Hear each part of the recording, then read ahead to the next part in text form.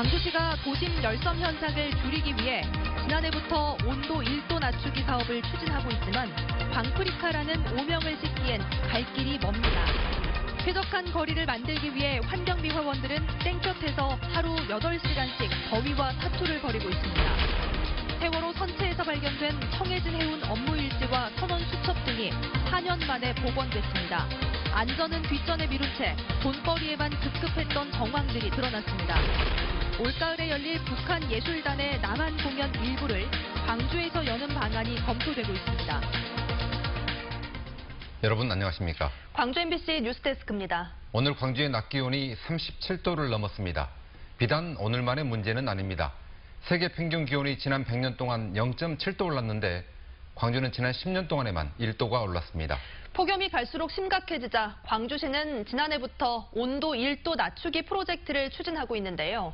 어디까지 추진됐는지 또 실효성은 있는 건지 김인정 기자가 현장 점검했습니다. 광주 광산구의 이 어린이 도서관은 지붕에 빛을 반사하는 페인트를 발라 건물의 온도를 낮추는 이른바 쿨루프 시행 대상입니다. 그런데 폭염이 끓는 7월 말에야 공사를 시작하려다 달아오른 지붕에 인부들을 올려보낼 수 없어 공사는 기약 없이 중단됐습니다. 여름 전에 사업을 추진하기 위해서 노력을 했습니다만은 지금 설계 과정도 있었고 공사 발주게 하면서 계약의 어떤 기간도 있었고 그러다 보니까 좀 늦어진 감은 있습니다. 1억 원이 넘는 세금으로 녹지 공간을 조성해둔 광주의 한 문화센터 옥상입니다. 평소 문이 잠겨 있어 사람들이 오지 않는 옥상엔 말라 죽은 식물이 듬성듬성합니다. 체감으로는 이렇게 온도가 내려갔다 체감으로는 못 느끼고. 이런 옥상 정원 만들기 등 도심 녹화 사업과 쿨루프 설치, 살수차로 물을 뿌려 도로의 온도 낮추기 등은 모두 광주시가 대대적으로 추진 중인 광주 온도 1도 낮추기 프로젝트입니다. 온난화로 인한 폭염 등 기후변화에 대응해 지난해부터 2020년까지 국비와 시비 2,400억 원을 들이는 중장기형 대형 프로젝트입니다. 그러나 생태하천 복원이나 친환경차 보급 같은 중장기 계획은 걸음마 단계고 당장 폭염에 필요한 단기 계획마저도 시기를 놓치거나 시행 뒤에도 모니터링이 제대로 되지 않고 있습니다. 폭염 기간인 6월 이전에 설치된 건 없단 말입니다. 그 이후에 설치가 됐어요. 그럼 지금 이제 올해 이렇게 돼가고 있는데 온도 측정을 해본 적은 없죠. 무더위 쉼터에 지원금을 대폭 늘려주고 온열 질환 예방에 나서는 등 무더위 응급 처방에 나선 광주시가 장기 대책이나 근본 대책 추진은 미진한 아쉬운 모습을 보이고 있습니다. MBC 뉴스 김인정입니다. 광주시가 추진하고 있는 장기 대책 중에 하나는 녹색 공간을 늘리는 겁니다. 공원이나 녹지 면적을 늘려서 폭염에 달궈진 도심을 식힌다는 건데요. 현실은 대책과 반대로 가고 있습니다. 보도에 정용욱 기자입니다. 한여름 인공위성에서 광주의 지표면 온도를 살펴봤습니다. 시가지나 산단 지역은 열 축적이 강한 콘크리트 건물과 아스팔트 도로로 인해 전반적으로 온도가 높은 붉은색을 나타내지만 산림이나 공원 등은 온도가 낮은 파란색을 띱니다. 녹지 공간은 특히 밤에 에어컨 역할을 하며 도심 열기를 식혀줍니다. 밤이 되면 온도가 확 떨어집니다. 그러니까 그 차가워진 공기가 뜨거워진 그 곳에서 상승돼 버리는 그 공간을 차지하고 들어가기 때문에 도시가 차가워지는 거죠. 하지만 광주의 1인당 공원 면적은 13.7제곱미터로 전국 7대 특광역시 가운데 대구와 서울 다음으로 적습니다. 문제는 앞으로 녹지가 크게 춘다는 데 있습니다. 도시공원 일몰제에 대비해 광주시가 민간공원 특례 사업을 추진하면서 축구장 130여 개에 이르는 97만 제곱미터의 녹지가 사라지고 그 자리에 아파트가 들어섭니다. 그러다 보면 이제 아파트가 들어서 열섬 현상이 일어날 것이다. 이제 그런 우려도 있는데 우리도 그것은 걱정을 하고 있습니다. 지금과 같은 수준이라면 광주의 폭염 일수는 10년마다 2.7일씩 증가할 것으로 예측됩니다. 이게 현실화될 경우 2070년이 되면 지금보다 폭염 일수가 2배로 증가합니다. 폭염을 특별재해로 규정하려는 정부의 움직임 속에 특단의 대책이 없다면 광주는 한여름 무더위 재해를 피하긴 어려워 보입니다. MBC 뉴스 정용욱입니다. 재난에 가깝다는 폭염 때문에 힘든 분들이 어디 한둘이겠습니까만 특히 더 힘들어하는 분들이 있습니다. 환경미화원들 얘기입니다. 현장을 취재한 송정은 기자의 보도를 보시면서 이분들 일을 덜어줄 방법도 함께 고민해봤으면 좋겠습니다.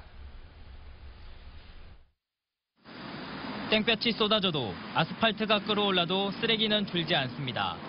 누군가 길에 버린 쓰레기를 쓸고 담고 청소차로 옮기는 환경미화원들. 이들이 일하는 시간은 해가 뜨는 아침 6시부터 오후 4시까지. 식사 시간 2시간을 제외하면 매일 8시간씩 아스팔트 위에서 일을 해야 합니다. 지금도 솔직히 어질어질한데 저희 같은 경우는 이렇게 햇빛을 한 장시간 받잖아요. 그러면은 이제 모자를 쓰고 있어도 어지러운 건 사실입니다. 종량제 쓰레기 봉투를 청소차에 싣는 미화원들은 악취랑 먼지와도 싸워야 합니다. 음식물 쓰레기가 섞인 종량제 봉투를 싣다 쏟아지기라도 하면 하루 종일 악취를 뒤집어 쓰고 일해야 합니다. 남들은 더워서 옷을 벗을 때 이들은 토시에다 장갑, 마스크까지 써야 합니다. 먼지가 뒤에 있다 보면 매연도 있고 먼지도 있고 그러니까 방지 마스크를 쓰지 않으면 우리도 덥지만 어쩔 수 없이 착용을 하게 됩니다. 하루 종일 폭염과 싸워야 하는 미화원들을 가장 힘들게 하는 건 시도 때도 없이 내다 놓는 쓰레기입니다. 시민들이 쓰레기 배출 시간을 지키기만 해도 이들의 수고를 덜 수 있습니다. 저희가 한 번 돌아왔을 때 한 번에 다 치우면 좋은데 배출 시간이 안 맞다 보니까 이렇게 이제 2번 일하고 또 오후에 또 나오면 또 3번 일하는 것까지 되거든요. 분리수거를 하지 않아 음식물 국물이 떨어지는 종량제 봉투 역시 미화원들을 힘들게 하고 있습니다. 일반 쓰레기에다 주민들이 음식물을 많이 집어넣고 있거든요. 어떻게 보면 음식물은 따로 별도로 배출을 해야 되는데. 광주 지역에서 활동하고 있는 미화원들은 모두 870여 명에 이릅니다. 시민들의 쾌적한 삶을 위해 떼약볕 아래서 매일 더위와 사투를 벌이는 미화원들 역시 쾌적한 삶을 누릴 권리가 있는 광주 시민입니다. MBC 뉴스 송정근입니다.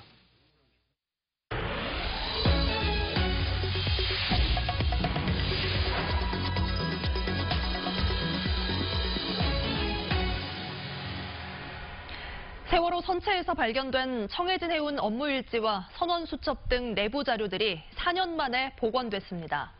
자료를 입수해 분석해보니 세월호 선원들은 조타기에 문제가 있었다는 사실을 이미 알고 있었던 것으로 보입니다. 보도에 김진선 기자입니다. 검찰은 세월호 사고 당시 조타수가 우현으로 15도 이상 탈을 꺾는 대각도 변침을 하는 바람에 배가 침몰했다고 주장했습니다. 하지만 대법원은 이를 인정하지 않았고 당시 조타수의 말도 달랐습니다. 배가 실수한 부분도 있지만 타가 유난히 많이 들었어요. 빨리 들었습니다. 선체조사위원회가 복원한 선장의 명령과 당직 인수인계 사항을 담은 야간 지침 문서입니다. 복원된 자료는 2014년 1월부터 사고가 발생한 4월까지 90쪽 분량. 4월 초에만 큰 각도로 조타하지 말라는 선장의 지시가 3차례 기록돼 있습니다. 세월호가 작은 각도로 조타해도 배가 큰 영향을 받을 만큼 예민했다는 사실을 이미 알고 있었다는 겁니다. 세월호는 기본적으로 보건성이 그렇게 좋은 선형은 아니다 라고들 알고 있지 않습니까? 선장이 그런 일하고 안전을 위해서 했지 않았나? 조타실에서 발견된 다이어리에서는 사고 한 달 전 조타수 조 씨를 부적합하다고 적은 다른 선원의 메모도 복원됐습니다. 조류가 빠른 맹골수도 해역을 지나던 사고 당시 조타실에 있던 사람은 조 씨와 입사 4개월 차였던 3등 항해사뿐이었습니다. MBC 뉴스 김진선입니다. 복원된 자료에는 청해진 해운이 안전은 뒷전에 둔 채 돈벌이에만 급급했던 정황도 드러나 있습니다. 경비 절감을 위해 배 수리는 미루면서도 학생 단체 여행은 적극 유치했습니다. 이어서 박영훈 기자입니다. 참사 5달 전인 지난 2013년 말 청해진 해운 직원들의 회의 내용입니다. 2014년 영업 목표로 세월호는 17%, 오하마나호는 9% 매출 상승이 제시돼 있습니다. 여객부에 근무하는 선원이 작성한 것으로 추정되는 이 82쪽 분량의 다이어리는 이 때문인지 경비 절감이 곳곳에 언급됩니다.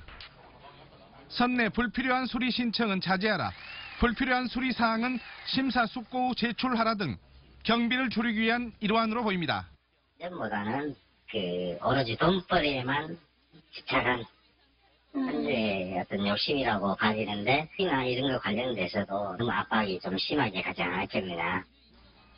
조타실에서 발견된 다른 다이어리에서도 수리비 절감과 자재가 자주 언급돼 청해진 해운이 안전보다 매출을 중시했다는 사실이 여실히 드러납니다.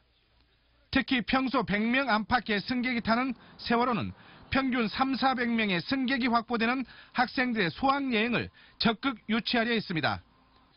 때문에 경품 행사 같은 이벤트를 준비하고 인솔 교사들을 예우하는 등 인센티브를 받기 위해 일반 선원들도 여객 유치에 나섰을 것으로 추정됩니다. 안전점검 측면에서 제대로 그 배의 상태라든가 이런 것들이 충분히 점검이 되지 않은 상황에서 수학여행이라 좀 청해진 해운 쪽에 다시 책임을 물어야 된다. 건조된 지 20년 된 노후 선박을 증축까지에 운항하면서 돈벌이에만 급급했던 청해진 해운은 세월호 참사 이후 파산했습니다.